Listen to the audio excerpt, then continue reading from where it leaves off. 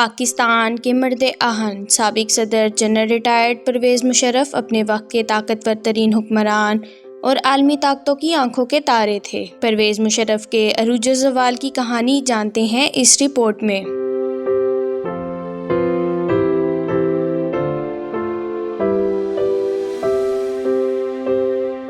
پرویز مشرف قیام پاکستان سے پہلے 11 اگست 1943 کو دلی میں پیدا ہوئے۔ 1947 کے بعد ان کے والدین ہجرت کر کے پاکستان آ گئے۔ انہوں نے پاکستان کے مختلف تعلیمی اداروں سے تعلیم حاصل کی، جس کے بعد سال 1964 میں پرویز مشرف نے افواج پاکستان میں کمیشن حاصل کی۔ فوج میں ایک طویل عرصہ ملازمت کے بعد 1998 میں نواز شریف کے دور حکومت میں انہیں چیف آف آرمی اسٹاف تعینات کر دیا گیا۔ نواز شریف کی مقبولیت بھی اس وقت زوال پذیر ہو رہی تھی، جس کی وجہ ملک میں جاری معاشی بحران، متنازع اصلاحات اور کشمیر کا بحران تھا۔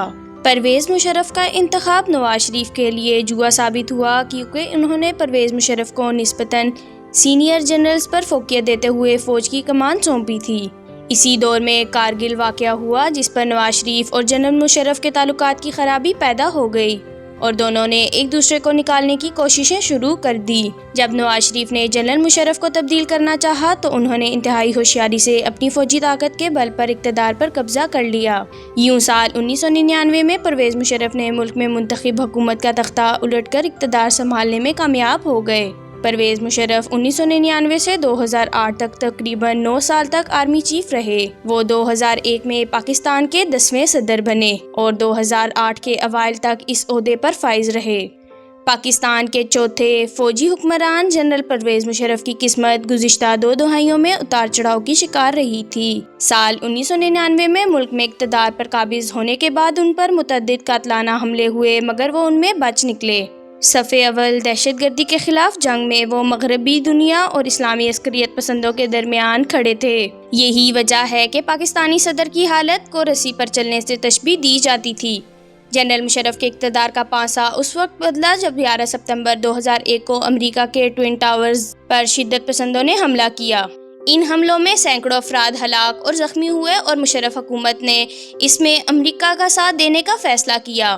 11 ستمبر کے حملوں کے بعد امریکی صدر جارج ڈبلیو بش کے ساتھ اس دہشت گردی کے خلاف جنگ میں ساتھ دینے کا مطلب ان تمام جنگوں سے تصادم تھا جو القاعدہ اور طالبان کے حامی تھے۔